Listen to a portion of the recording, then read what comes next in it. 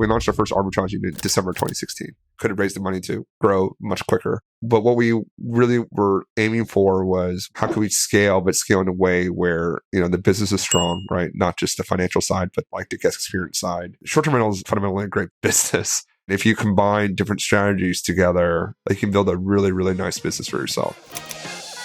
Isaac, thank you for joining us today.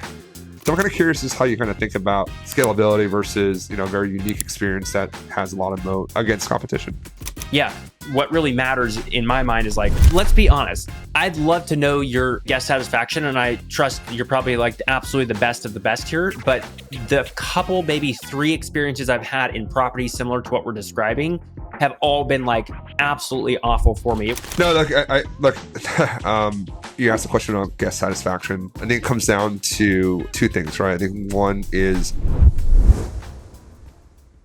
welcome back to STR Like the Best. I'm your host, Michael Chang. We're here on a special episode. I'm actually here in California at my parents' house, but I really, really wanted to do this podcast today because of the special guest that we have on the show, Isaac French. Isaac, thank you for joining us today. Michael, I appreciate you having me on. Well, thank you for taking time. You're always on the road and traveling, so glad I'm able to get you situated and sitting. You're very well known as a short-term rental community, but why don't I give you maybe a minute or so if you want to introduce yourself to the audience? Sure.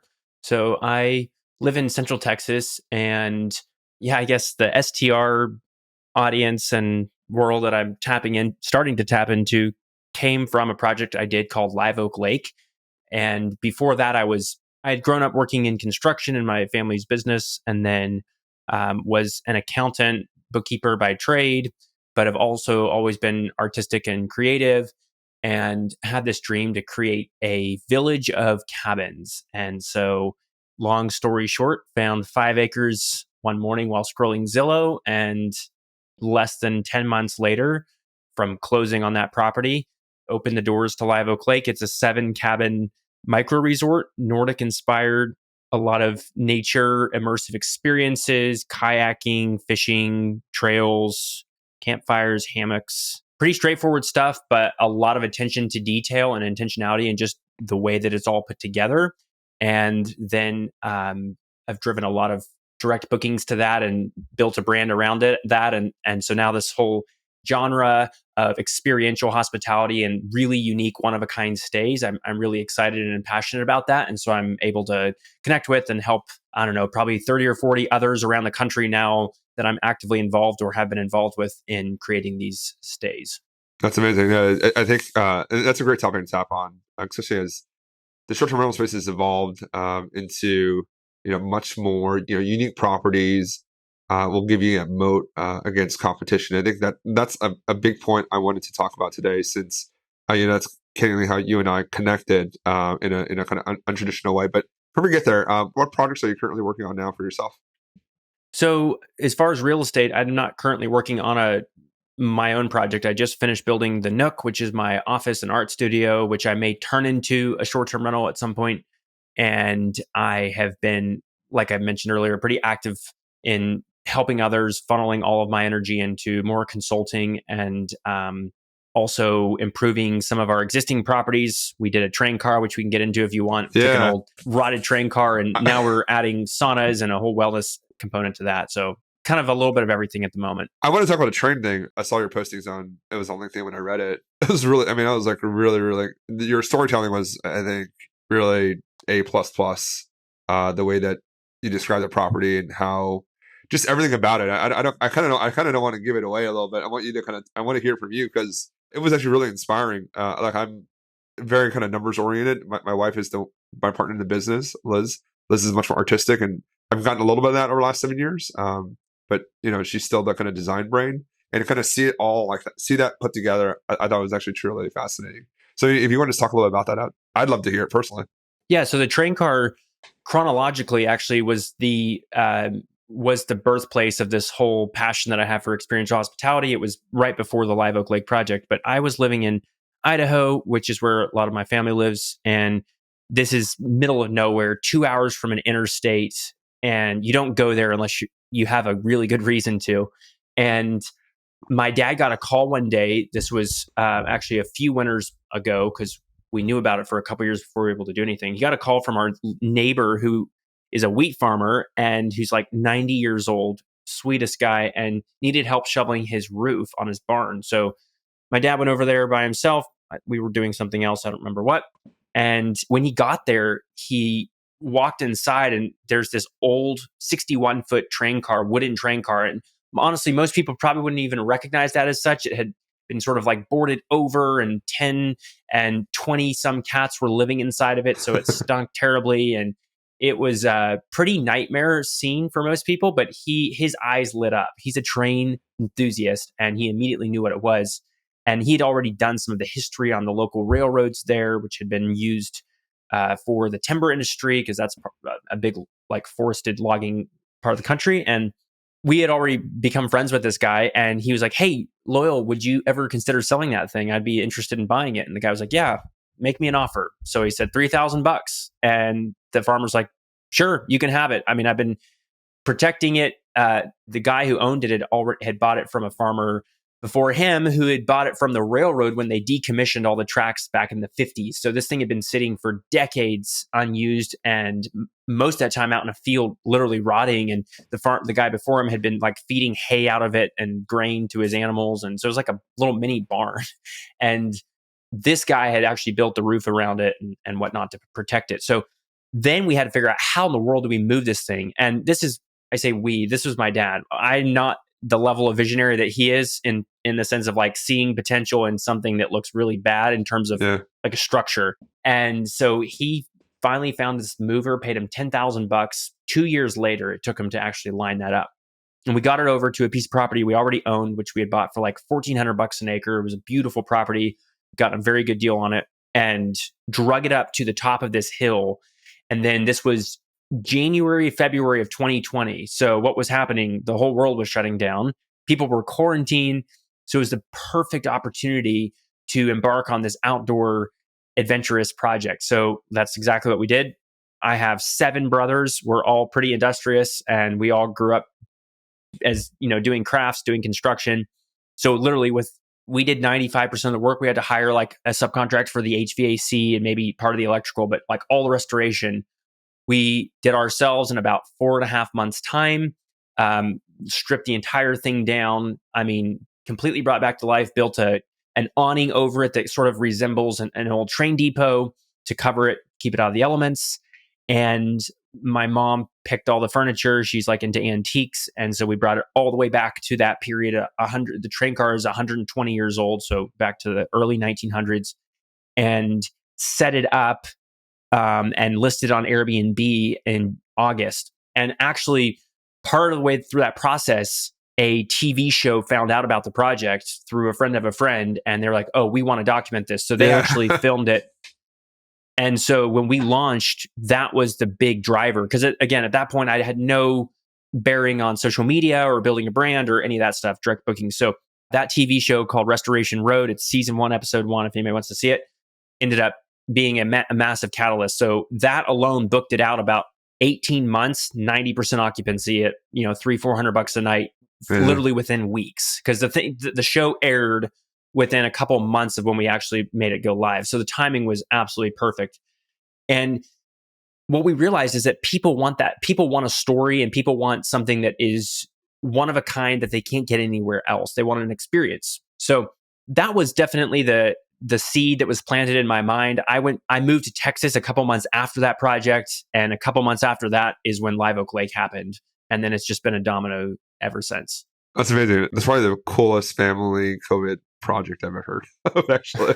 I've heard a few, actually. That's just really, I mean, that's really wonderful how you and your brothers and your dad and your mom, like everyone was super involved in building this. And then you had the TV show and it's launched your maybe part 2 of your career, your post-finance career, now into short-term rentals and experiential hospitality. And thank you for setting the groundwork. That was really cool, actually, to hear the story live.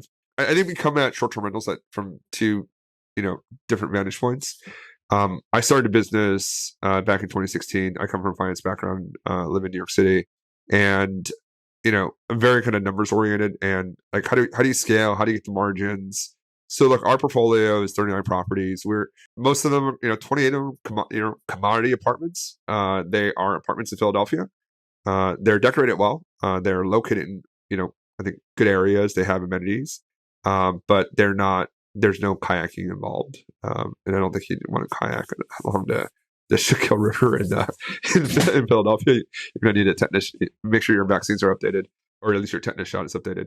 The that's done well for us. But as the market has evolved, our latest project up in the Catskills in New York State, excuse me, biggest property ever. We bought 2 acres. It was a chalet. It's cool. Kind of you can see the ski runs from there. But we really really thought about the experience much more than we did on the apartments in Philadelphia. Hey guys, I hope you're enjoying the episode so far. If you can think about how you found this podcast, maybe it was on TikTok or Instagram, or maybe someone shared it with you. I don't run ads for the show or have any sponsorships. So the only way this grows is through word of mouth. If my podcast is valuable for you in any way, please hit the subscribe button and share this with someone who you think would help their investing journey or business. Thanks a lot, and let's continue on with the episode. And just kind of laying that groundwork, and I think there are real competitive moats when you are doing that. When you are building, Live Oak, and building the early 1900s train kind of experience, or even up in the mountains, just something kind of different and special.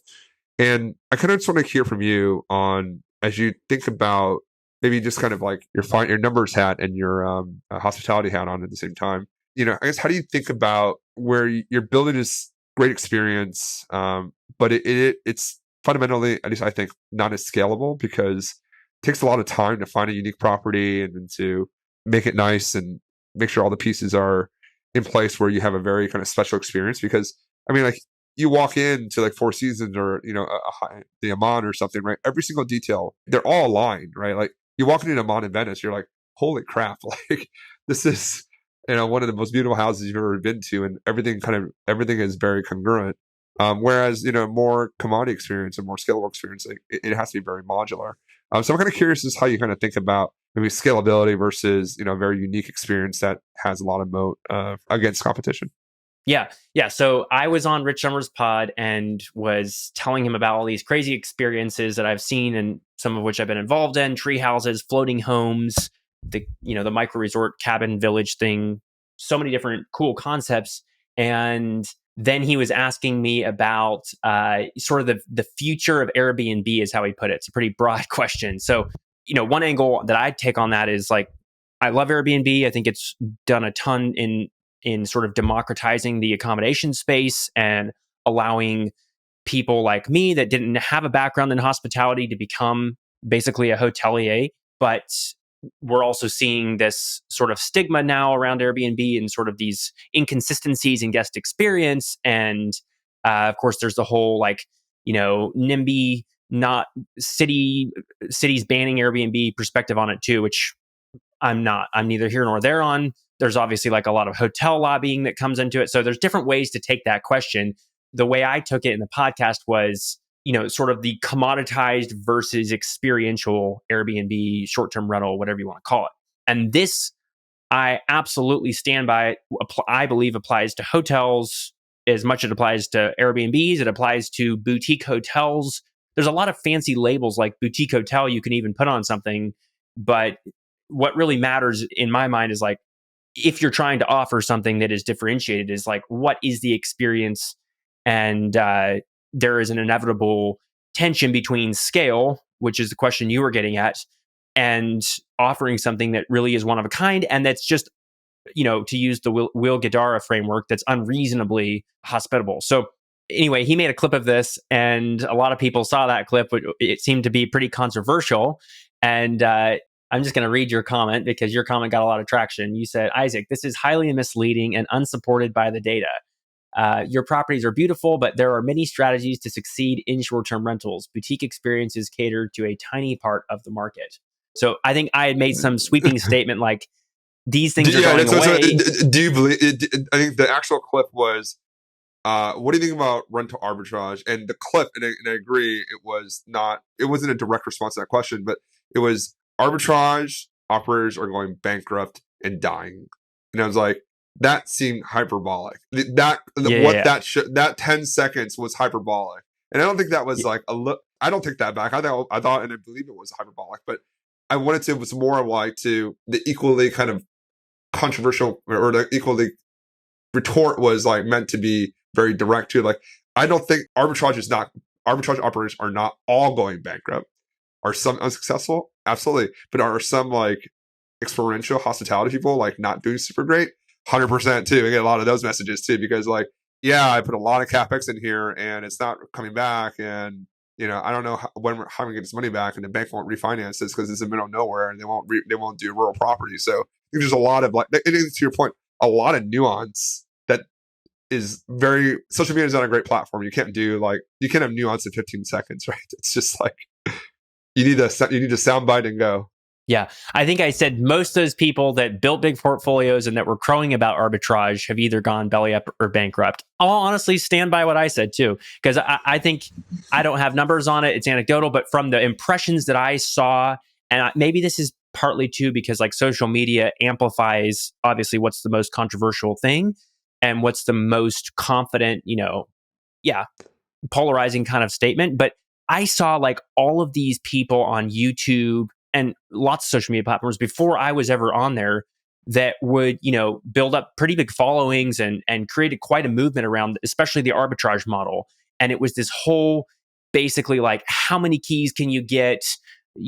Bro energy, you're going to come in here and hustle culture, and you're just going to like blah, blah, blah, blah, blah, which is cool. Like, great. I'm glad some people made bank when they did. I just don't think that that's a sustainable model. So this is very good context on both sides for the positions taken in the post. But Yeah. so And actually, go just ahead. to that point, like, I agree that the hyperscalers within Airbnb, it doesn't work either. Actually, the people that have, I know, like, I mean, pre-COVID, there were some of those companies.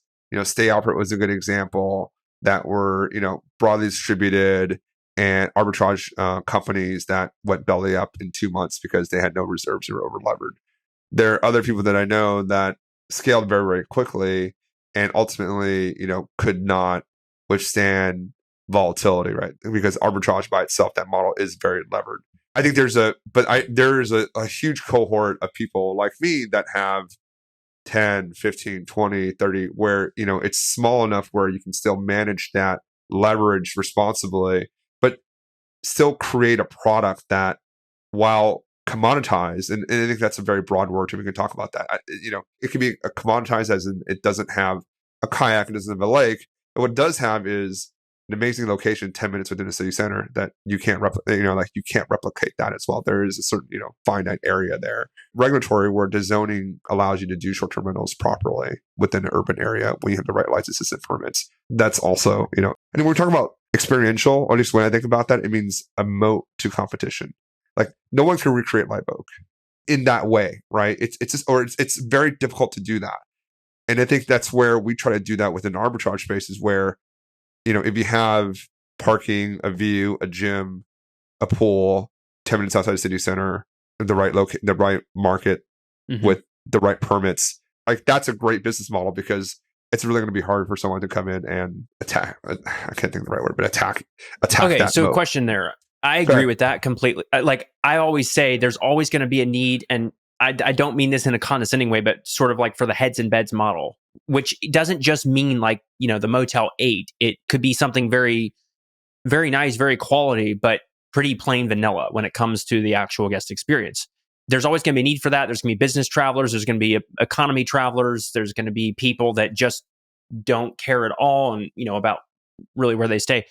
But my question is like, okay, so my view is that cohort, that segment of the market is going to dramatically shrink. Not to be too hyperbolic, but I think that's going to go way down from let's say it was 90% of the market. That's going to become 20% of the market. Very rough numbers. But then the other sort of like risk factor there is like regulation. So tell me from your perspective, because you are a lot more versed in this. I Yeah. keep, you see the headlines and all these cities are banning Airbnbs. What do you do about that? Yeah, so I'll take the question straight on. I think, a ban is where you cannot do it, right? Like, you ban murder, right? They can't kill someone. But what a lot of cities, counties are doing, they're just putting some just common sense regulations around short-term rentals, where a lot of it, this space grew so quickly, so fast post COVID, right? Where proper permitting requirements, how many people are staying there, do you have proper life and safety, do you have fire extinguishers in the right places? There's some basic things that a lot of cities are asking short-term rental operators to do, and I think that's a good thing. Where you're hearing the bans is like New York City, right? New York City has effectively a ban on Airbnb. Boston does, right? But Philadelphia does not. Austin doesn't, right? Where Dallas doesn't, right? They have Dallas does in a big section now, I think, right? Dallas has it where they're restricting it in residential areas, like purely residential areas, right? Which is pretty common. A lot of people are doing that. Yeah. Right, a lot of people are doing that, but and also the regulations in Dallas are being challenged in court, and I think there's a movement against that. Like, do the San Antonio model. If we're going to stay within Texas, San Antonio allows short-term rentals in residential areas, but they have specific regulations where you can have one, and it's actually like a natural monopoly. What they're doing is you can have one house, and the next 7 houses or next 10 houses, depending on exactly where, cannot be short-term rentals. So you have one house in the middle of the block. And then, the 7 houses next to you or the 10 houses next to you cannot be short-term rentals. So it's like, I understand what they're doing. They don't want these neighborhoods to become hotels, which I think makes sense, right? And then you have to tell your neighbors and some, just common sense life and safety things, right? That's very reasonable. Like, everyone should do that, right? Yeah. What I don't agree with is in New York City, where, effectively we have a very unique situation here where the labor unions are very strong here with the hospitality unions, the hotel unions, and the real estate developers are also very, very strong here. So you have both, kind of left and right, very aligned on killing Airbnb in New York City because, one, the developers want to have higher ADRs in their properties and their cat rates go up.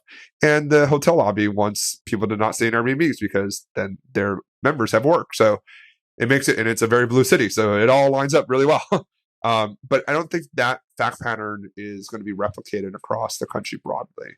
Boston, yes, maybe, but like, what about like Chicago and DC and LA? Maybe I'm totally DC, no, DC. So like DC is. Chicago is residential area. Again, it's residential, like Dallas. I don't know the exact nuance, and someone that's listening to this can message me and we can have a separate discussion on that. But I know a couple operators with scaled operations there, and what I understand is buildings that are more than 6 or 8 units, 25% of them can be short-term rentals in the right zoning. So again, I think ban is the term du jour today, but I think a lot of people say that everything's being banned, right? That's not true. It's just actually factually untrue. Even in New York City, there are exceptions. It's just, if you have a legal Airbnb in New York City, which is why, kind of Blue, some of the other smaller, like Sonder has a hotel down here, basically that's a short-term rental. You have a very valuable business because you have all these regulatory moats around you that prevent competition. Okay. All right. So that paints a lot more like clarity that would give me confidence as an investor. So as far as like now sort of moving into the nuts and bolts of what is the experience that we're offering respectively to the guests, I totally see the need for what you're providing. Would you advise someone, say like me, let's say I had, a chunk of money I wanted to invest and diversify, and even, let's say I believe strongly in the experiential space, which I do, but wanted to like put it in some eggs in a different basket. Yeah. Would you say go with an operator who's more like your size, who's focused? What is the criteria that you would be looking for to vet and to really underwrite this model that will work? On the arbitrage side? Yeah. Okay. I've helped over 200 students that want to build this business, successfully launch theirs, and where I think the sweet spot of the market is, I think fundamentally this is not a venture business. And what I mean by that, this is not something where you can put like a $10-20 million A round behind and it IPOs like 10 years later. Like, this isn't that kind of model. Arbitrage is a very, very good SMB model, a very, very good small, medium-sized business, right? Whether it's 10 units, 30, 50, I think there's a natural cap there depending on kind of where you operate, because the issue when you have so many properties is just the complexity compounds exponentially, right? The problem is that like we have at 10, we have the same 10 problems at 50 properties, it's not like you have 50 problems. You have like 250 problems because they all just kind of compound on each other. So there's a natural ceiling, but if you find a good operator that has a good brain and that can like figure it out and is somewhat tech savvy, and in a market where there's some natural barriers to entry, like Houston's tough because it's just kind of like a free for all there. But other locations where there are some natural moats, if you have some money like you, so you have some money to invest and partner with someone, you tell me the metrics on Live Oak, right? But I challenge someone to find me a business that I can scale to, call it $3 million a year with 40% cash margins, and I get my money back in 5 to 6 months. And it operates like fairly semi-passively, right? You don't need, you need a $300,000 person to run that business. You need someone just kind of like check the books and let it run. Like that's a very nice business to have, right? Where you're doing, $1 million a year cash flow, and then you can take that money and go buy property and make something a bit more. Like I don't recommend arbitrage for buying. I don't recommend kind of the commoditized city model for buying. The numbers actually don't work at all. Like you take that money and you go buy something in the Catskills, you buy something in Central Texas, you make it nice and let it appreciate, get the tax benefits. Like that for me is the right formula to compound net worth over a longer time scale, right? Arbitrage is a great business to get started, to earn cash flow, but take that money and reinvest it into properties experiential hospitality are more unique. And you're right, more experiential. But I would flip that. What you said, kind of 80-20. I think experiential is a much smaller part of the market. To be fair, I think that's a 20. The 80. Just look at Airbnb's numbers. Look at the supply growth they're looking at. It cannot all be experiential hospitality. It's impossible. There's not enough land in the world to do that. Well, exactly, that's a fair point. What I'm saying is, experiential. All these terms become so broad and like meaningless. There's such a spectrum and it's not just one dimension. It's multidimensional. So I think there's ways that you could take, commoditized arbitrage properties and experientialize them to some degree in terms of like thoughtful touch points with the guest, maybe some kind of all the way down to like really small details and like what? What I'm curious. What do you think? Like, so give me an example. What's the check-in experience for your guest? And is there like a welcome gift? Like what does that look like? If you want to do 40% margins, you're not going to get with those kind of ADRs. Like the extras they're tough to justify from ROI perspective. So the check-in process is quite simple. They come in, they check in their front desk. They have all the information beforehand. They park the car, they go upstairs and keypad. That's it. There's very little interaction between hosts and guests. And that's what the guest likes. Like they want to just go in and it's like a hotel, they just want to go in and do their thing. And, I want to just kind of actually, I want to differentiate because what that's going to sound like is this a hotel and just the box of a bed. But it's not though. For us, it's 2 bedrooms. We're catering to group travel, right? Where people don't want to get multiple hotel rooms where, you can't even be on the same floor sometimes, right? Depending on the hotel. They're 2 bedrooms, they're together. There's a living room, there's a kitchen. They can have breakfast together, they can sit and watch TV and, have that kind of experience. And that's something that hotels absolutely can't, or I don't believe can replicate really because just the way that they're set up. Yeah. So let me ask you this, like, what is the design on one of these units typically? And what is your model? Are you doing a lot of like value add design stuff to these units or what does that look like? I wish I could just show you. I'm going to show you one. They're very nicely designed. This isn't IKEA. I was like the right term of IKEA in a box. We'll spend $10-12 a square foot to decorate it. So they're very nicely designed. Isn't the right word, decorated, because like if it's arbitrage, you're fundamentally not making any changes to the floor plan. Like you're interior you're not design decor. Yeah, it's just like wallpaper and like bed. But the bedding. You want to make it look really nice and full, right? But it's not where we're at. We're not doing any value add there. Wouldn't make sense for us. The experiential part it's different from what you can get in an urban environment, and then it has all the amenities where a gym, a front desk check-in, elevator, a view. Some of them have a pool, like so you kind of get like the home, like a home experience, but then you get all the nice amenities in a hotel. Are there outdoor spaces, rooftop decks to these buildings? Not decks, but just rooftops, just like a rooftop. Like you can kind of go up to a rooftop. There's some chairs. You have a nice view of the city. you can sit there, take some pictures, have a drink. There's a few that we have that have a pool, but and we try not to advertise the pools too much because we don't want we don't want people to be silly up there. So what are these groups traveling for? Is it like for an event that they're coming to, or Concerts? People come in for group travel for work. I mean, a lot of people come for a convention. Kind of big. If you have like 4 people that go to a convention, they can all kind of stay together, or they get two next to each other. They can have a place to work afterwards, right? If you've done the concert, if you've done the conference thing before, especially if you're a small company, you need to kind of, once you're done, you're going to go back and like do all the work afterwards, like who'd you meet and all the notes and all the follow-ups and everything, right? It's nice to kind of just sit there with everyone and do that versus, sitting in the hotel bar and doing that. Yeah. So what I would say is you're pretty dependent, obviously, on like the bones of the building that you're using and what's there, what you can do, what you can't do. I always say, like, again, like these are very nature immersive properties that I'm typically involved in, but landscape, plants, nature, let's just put it that bucket, everything in that bucket is the highest ROI investment you can make. And so if you had a common space where you could have some small trees and some planters, maybe even a fire pit, something like that, that would be ideal, because then you can use obviously that marketing material, even if it's just on Airbnb or whatever the OTA is you're booking through, to drive bookings to all those units in that building. That's obvious, assuming that you have decent interior decor and you've thought that through and it's a nice, like desirable product.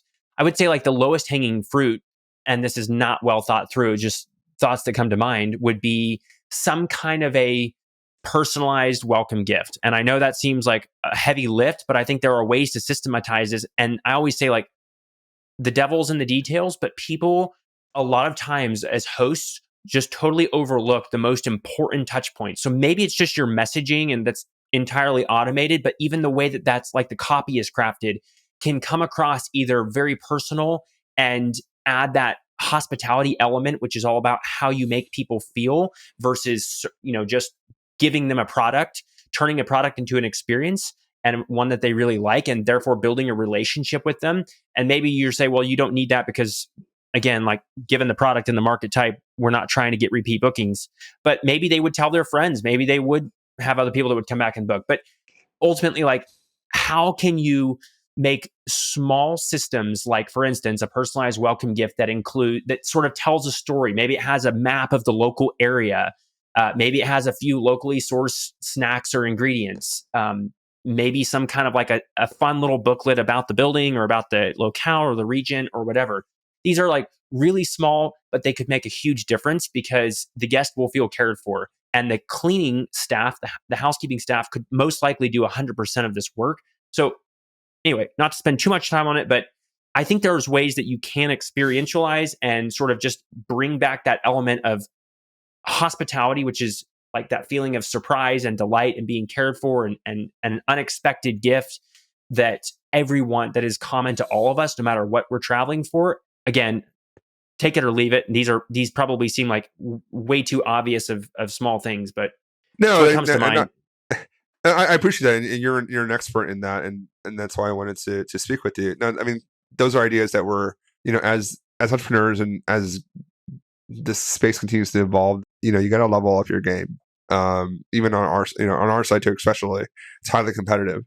So that's something we're looking at too. But the devil's in the details, and I appreciate that we are there's a plan to do that. To give, I don't know if it's going to be a localized book, but just but I think to your point, like just making the guests feel cared for, and so like that you were thoughtful that when they come in, there's just some snacks, just like whether it's like simple snacks or just some water, where they feel like, hey, I just got off the plane, I just been traveling. Oh, I'm hungry and I'm thirsty. That's so nice that someone kind of left some water and a drink for me. Like that's just a nice way to walk in somewhere to where they're like, they just feel. Let's be honest. Someone cares. Like, I'd love to know the guest satisfaction, and I trust you're probably like absolutely the best of the best here. But the couple, maybe 3 experiences I've had in properties similar to what we're describing have all been like absolutely awful for me. It wasn't like I walked in and there was like an extremely dirty mess that wasn't cleaned up. There were like clearly things that probably weren't set straight. But the thing about hospitality is, like, again, we're all imperfect. We're all human. We're going to make mistakes. Every team, every company is going to, you can't be watertight when it comes to being absolutely perfect. So what you need, in my opinion, to sort of bridge that gap with the guest, with the customer, is that sense of trust that you do care for them. And so whether it was the messaging, the lack of responsiveness, the sort of like cold business-like interaction when I did respond, when I did ask for something that was like, heavily corporate and sort of like by the rule book, or just like not a clean apartment, or not as what was advertised, or I said apartment, room, whatever it is. They've all been like really bad experiences, and maybe I just got really unlucky. Maybe there's been like one sort of like what we're talking about, and I generally don't stay in these places, but I have a couple times. So I think that like maybe the opportunity is just for some of these players, like the big players, especially the ones you do hear their names, some of which have gone belly up and bankrupt, some of which have not. But if they're going to get their act together, they can't have this mindset of just, again, like quantity. Of course, they wouldn't ever say this internally, but it's just like this number of keys. How can we slap out more units, grow a bigger team so we can hire more talent to do this, that, and the other thing? It's much, to me, about scale and scaling too fast as it is about commodity versus experience, just because you lose that personal connection and you lose that trust. And as a guest, that's as a host, that's extremely important that you maintain some level where there's like a grace, where the guest feels like, okay, well, it's not perfect, but I messaged the host. They seem like a great person. They left me a note, this, that, and the other thing. I'll forgive them. Or maybe I'll even be a raving fan because what was sort of meant to be an ordinary experience became extraordinary because of these little thoughtful touch points. Yeah. No, like I like, I like the word you use there, grace. Like no one's perfect, and there's always gonna be little things here and there. And that's why when you walk in somewhere where, I think we give a lot of information up front. I do, but our staff's been trained to be human in the approach, not corporate speak. You asked the question about guest satisfaction. Our properties have consistently got above a 4.85 on Airbnb, so I think I feel good about that. And then it comes down to, two things, right? I think one is we don't go for that, and I purposely didn't do that, right? We've been doing this for 7 years. We launched our first arbitrage unit in December 2016. We could have, and I came from a background in finance. I could have had the money or could have raised the money to grow much quicker. But what we really were aiming for was how could we scale, but scale in a way where, the business is strong, right? Not just the financial side, but that like the guest experience side. People would care, people would like the experience and give us good reviews so that, we would continue to show up high on the Airbnb algorithm. Exceedingly difficult for, these big national players. Just look at Vacasa, for example, right? And I'm not picking on them, but they're a public company. They report their numbers. It's awful. I mean, their metrics look terrible. They lose customers. It costs them too much to get customers. They lose customers too quickly, and everyone just doesn't like staying there, right? And just because it's too broadly distributed. So, my advice to anyone listening now is, arbitrage is short-term rentals. I think fundamentally great. It's a really, really great business. I've seen many businesses in my career, and this is, I think, one of the best. And if you combine different strategies together thoughtfully, you can build a really, really nice business for yourself. Whether it's arbitrage to start, right? Where if you have some money and, you want to build 10, 15, 20 units, you can still do that and still have Isaac's, kind of hospitality. It's still small enough where you can have a more boutique hospitality approach and it can be more personalized, but it can still, maybe it's not 40% margins, maybe it's 30% margins. That's fine. But that's still going to be a 6-figure business for you. And I think a lot of people here, we said, hey, you can do $300,000 to $500,000 a year on Airbnb cash flow net to you and get your money back within a year. I think a lot of people would be like, okay, that's I'd be interested in that. So I think that's where I think there's a really strong value proposition there. And then how do you invest that? Like, I tell people not to go crazy, right? Like go and buy something then, right? Go buy something that is on 2 acres. They can do something nice. Go look at what Isaac's doing and the planters and the outdoor fire pit, all that stuff. That's great. We should just do that in the property that you own. You never want to do that on an arbitrage property because all that goes to the owner, not you. And then you have Airbnb that maybe cash flows 15% or 70%. But that's great versus a long-term rental that does like 6. And you you get, hopefully it appreciates, right? Can't guarantee that, but you can guarantee is depreciation, right? It will depreciate. From tax depreciation, you can do bonus or just normal depreciation, and that will save you a ton of taxes. And you combine those two together, you can build a really nice business for yourself.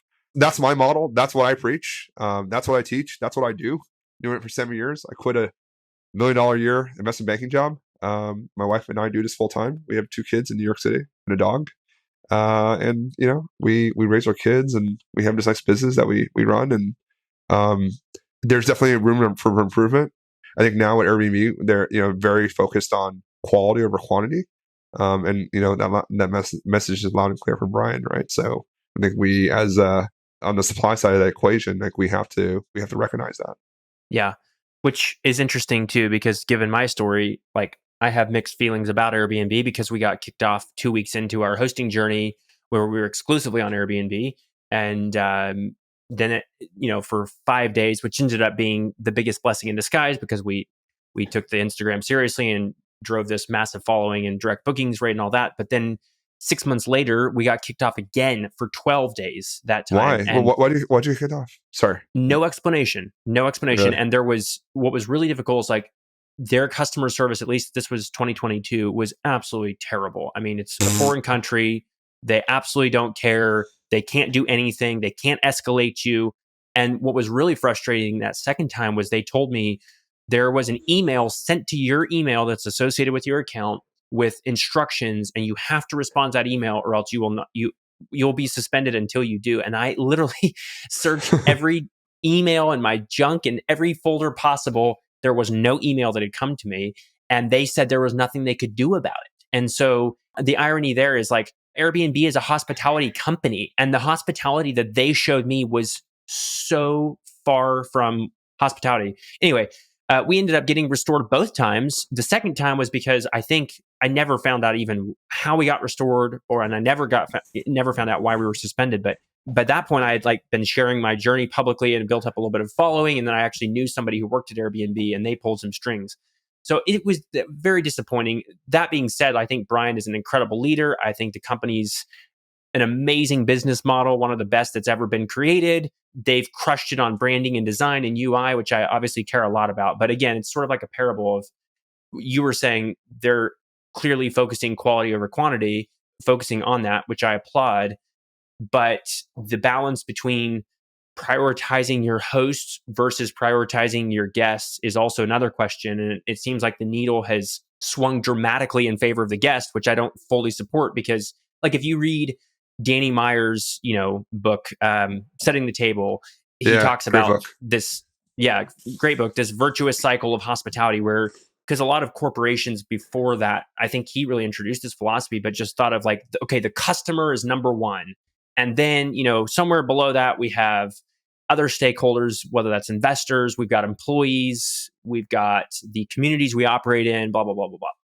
And Danny was like, no, we're going to make our employee absolutely number one here. If a company will do that, if leaders of a company will do that, and then, clearly prioritize with a hierarchy, the customer is number two. And I know maybe it's number one, it's tied, but basically nothing trumps your relationship with your team. And if you apply that to Airbnb with their hosts, I think they would actually see a lot more quality. Of course, there's other measures. There's a lot of initiatives, and they've been very successful in rolling these out and creating like the OMG category and all these beautiful stays. But they alienate some of their best hosts, in my opinion, because of this. And anyway, it's an interesting parable. No, like you definitely can. I didn't know about that. You got to spend on Airbnb. It's a very scary experience, especially if you're 100% Airbnb. We tell everyone to get the right technology platform so you can be on Booking.com, Expedia, Marriott, other OTAs, so you're not solely relying on Airbnb. Like the fundamental premise of what you just said there about Airbnb treating their employees as number one or customers as number one. The thing is, if you know about the kind of the two-sided marketplace concept and strategy, we are the supplier side of that equation. And the most important constituent to Airbnb is the guests by far. If they own a demand side equation, we as hosts, on the supply side have to come to them. And that's kind of what they've done right now. You're right. It's completely swung the other way. It's the last few months have been pretty bad. There's some things I don't want to talk about publicly, but like there's a reason why they've kind of swung all the way in the other direction, given some internal challenges that they've had. But I think fundamentally, us as hosts, like we can only control what we control. They're going to be 70% of your book, no matter what, if you have a scaled business.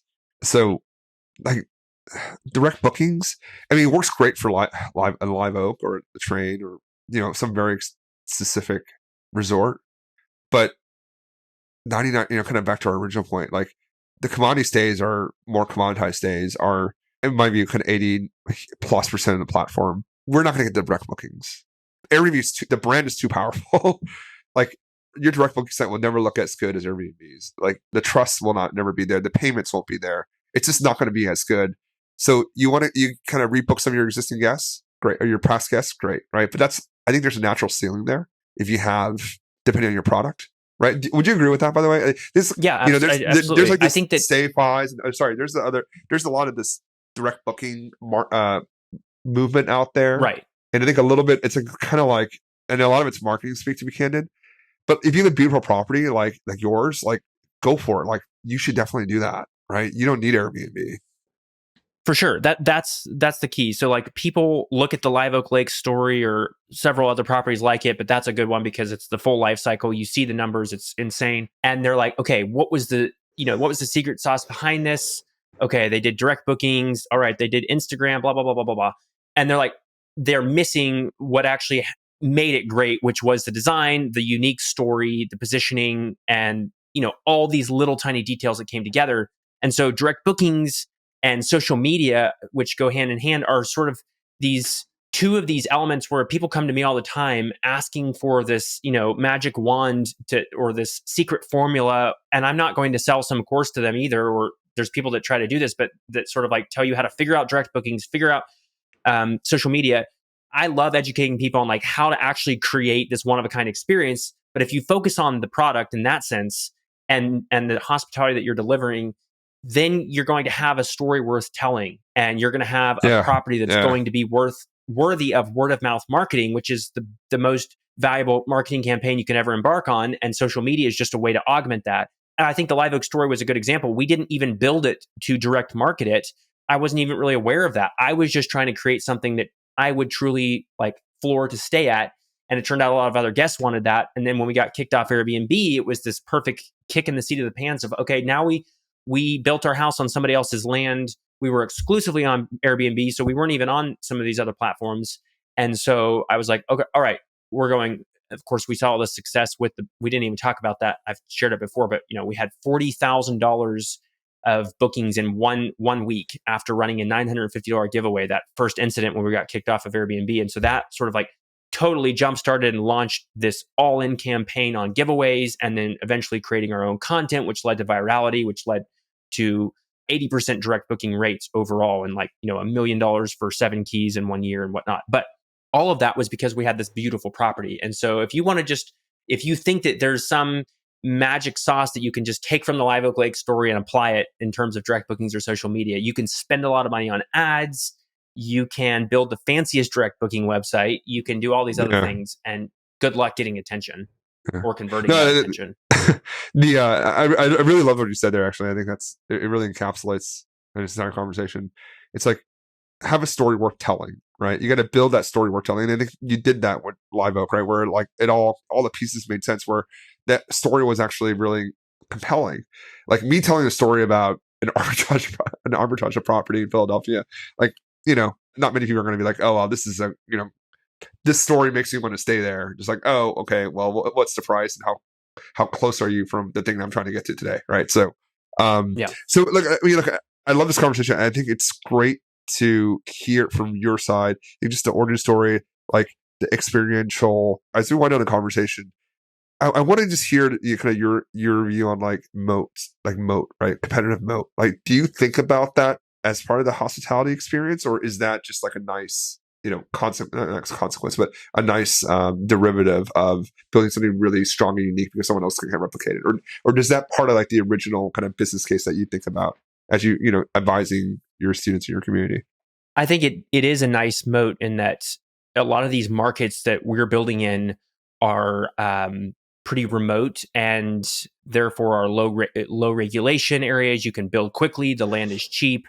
All of that is on your side when you're the developer, and it's against you when you've built a really successful property and someone wants to come emulate it and build right next door to you. But this is where the moat comes in.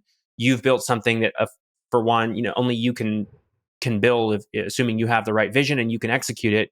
And you've told that story well, and you've built a brand. And this is where brand really becomes important, because when you have a big audience, Kleenex is a great example of this, where this one company sort of like monopolizes this product because they were first or they were best or whatever it was. They were first probably. And now there's plenty of other products, but everybody calls it that. Or Windex is another example.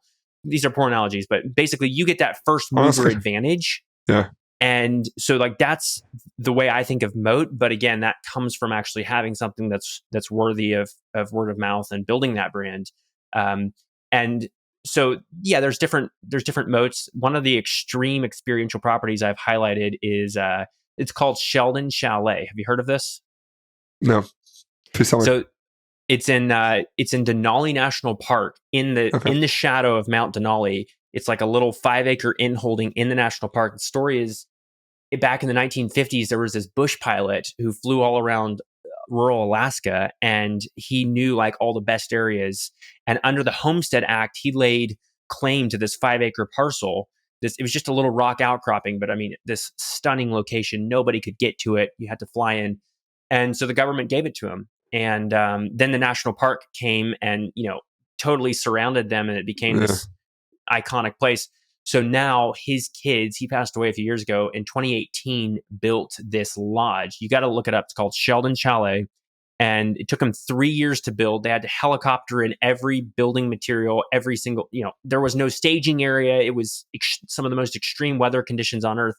And it costs a minimum of $35,000 a night to stay there, and they're booked out. And many nights is over I'm looking at it now. I'm looking at it now. It's over $100,000 many nights, and literally books out.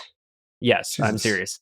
So here's the crazy thing: you have to take a 45-minute helicopter ride just to get there, and talk about a moat. Nobody's gonna be building next door. So like being in a supply constrained market is awesome and amazing, and is one moat. But the way I think of it is like, and in that case, they were able to layer two, and that's why it's such an exceptional story. But like, build a product, build an experience that is iconic, that is immersive, that people are going to, swoon over, that they're going to want to come back naturally 3 or 4 times, like they did with Live Oak Lake in 1 year.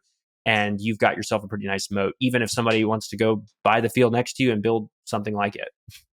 Oh, no one's going to build a moat next to you. No one's going to build one next to you. You dominated. You dominated what you've done, and I appreciate the time today. It's really cool to hear from someone that I respect your work. I know how hard it is, and even though we kind of came in with differing viewpoints, just now that we're post election, I think just like a less people can disagree, right? But if you're just like kind of just like a real conversation and just hear someone out, you make some really good points. Actually, we learned a lot today, and I think if you're listening now, just like get the information, listen, right? Like some things might work for me, won't work for you. Might work for Isaac, might not work. Just take the best of what you hear for someone else, construct your own strategy that works for you. There's a lot of different ways to win at this game, but just listen, keep an open mind. Isaac, question I like to ask people, the last question I like to ask is, business is a hard game, a lot of volatility along the way, and wouldn't be where we are today without the people around us that helped us. Like, what's a person that's been on your journey that you're most grateful for, that's been really helpful for you as you built what you built today? Oh man, that's a great question. There's been a lot of people that I owe a lot of success to, and I could never have done any of what I've done without my family and friends. But I guess I would like to point back to my grandpa, who was so instrumental in my life as a child growing up, and he was a fine home builder, built custom homes for people, but very modest and understated person. He lived in an RV for 20 years before building his dream home because he wanted to save up and not take on any debt. And everything he did, he did well. He didn't try to do everything, but what he did well. And so growing up and going to these job sites of these really impressive projects with him was was very impressive, was impressionable to me. But just as much as that, in terms of making an impact, was being around him and seeing the way that he, kept his shop and he kept his tools organized and he kept his office space. And it's been a huge inspiration to me, and like really caring about details, being detail oriented, not stressing, not living, I think you can take that too far and never be at peace because nothing's quite perfect. But whatever you're doing, like focus on it, give it everything. You don't need to spend a ton of money, but do it well and develop a reputation around that. And no matter what field you're in, you're going to be successful, and you're going to become a magnet for other people that see that passion, see that precision, see that commitment to excellence in everything that you do, and are going to gravitate towards that. Well, shout out to Grandpa French then. Like I it comes through your work and just your copy and the marketing that everything that you put out there. I think everything's very A+ and congruent. And I'm excited to follow you on your journey, and keep sharing. And it's great to have this conversation with you. I'm glad we were able to come off of the comment section on Rich Summers' Instagram and have a proper conversation. What's the best place for people that find you? I'm on socials at IsaacFrench_, and I write a weekly newsletter, which I put several hours into every week to try to share something that anybody who's in hospitality, or honestly any business, can apply at isaacjfrench.com. It's called the Experiential Hospitality Newsletter. Love to have you sign up. And Michael, thank you very much for inviting me on and having a nice, civilized discussion about this. I learned a lot, and I like what you said about keeping an open mind. I think there's a lot for all of us to learn from each other. Absolutely. And so we'll actually put Isaac's the newsletter link or the link to his website in the show notes. So highly recommend subscribing to the newsletter. It's a great read. I subscribe to it. It's a great read. I think it'll continue to educate you on your respective short-term rental journey, real estate journey. Isaac, thanks again. Have a great rest of the day. You too. Thank you. If you found this episode valuable, please make sure you hit the subscribe button so you can get notified when I put out new content on Airbnb investing. And if you want to learn about how to work with me more directly, I have links below on my description. Click on those and let's figure out how I can help you with your Airbnb investing journey.